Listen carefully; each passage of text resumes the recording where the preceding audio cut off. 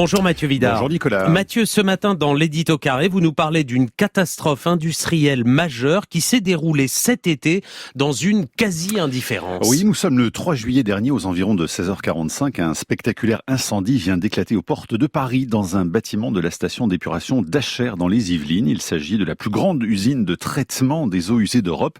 Elle traite 60% des eaux usées de 9 millions de franciliens. Le site qui est classé Céveso Seuil Haut, comme l'usine Lubrizol de Rouen, est géré par le SIAP, le syndicat interdépartemental pour l'assainissement de l'agglomération parisienne. Un court-circuit serait à l'origine de l'incendie. Le bâtiment réduit en cendres abrite plusieurs cuves de substances toxiques et hautement corrosives qui servent donc à une mission essentielle, la clarifloculation. C'est un procédé qui permet d'éliminer les particules en suspension dans les eaux usées, notamment les phosphates, afin d'éviter la perte en oxygène de la Seine. Le sinistre provoque une pollution conséquente du fleuve en raison du rejet pendant 2 heures d'eau non traitée et fin juillet, plus de 10 tonnes de poissons morts avaient déjà été ramassés. L'incendie est arrivé au pire moment de l'année avec une Seine à son plus faible étiage. Le 27 septembre dernier, le journaliste Marc Lémé, spécialiste des questions sur l'eau, publiait dans Le Monde diplomatique un article édifiant sur l'omerta entourant cet incendie. Et que raconte-t-il exactement ? Eh bien d'abord que ce site n'a cessé d'enregistrer des sinistres de plus en plus graves au fil du temps. Il cite un communiqué de l'association Robin des Bois révélant qu'il s'agit du 11e accident depuis avril 2017.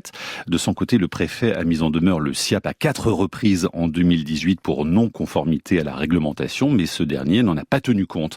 Marc Lémé précise que les graves accidents enregistrés depuis des années, comme les différentes enquêtes d'ailleurs en cours depuis le 3 juillet, montrent un contrôle jusqu'alors des plus laxistes, mais surtout, ajoute mon confrère cité par Libération le 9 octobre, ce qui a été perçu comme un petit incident est selon lui plus important que l'incendie de Rouen et pourrait entraîner une pollution gravissime de la Seine pendant 3 à 5 ans, le délai nécessaire aux travaux de réparation de l'unité détruite. Et que va-t-il se passer alors d'ici là ? Eh bien, l'usine va fonctionner en mode dégradé pendant tout ce temps. L'unité incendiée remplaçait des bassins à ciel ouvert qui avaient été abandonnés il y a une vingtaine d'années, mais la plupart de ces bassins sont aujourd'hui inutilisables, si bien qu'il n'y a pas de plan B en cas de nouvel incendie.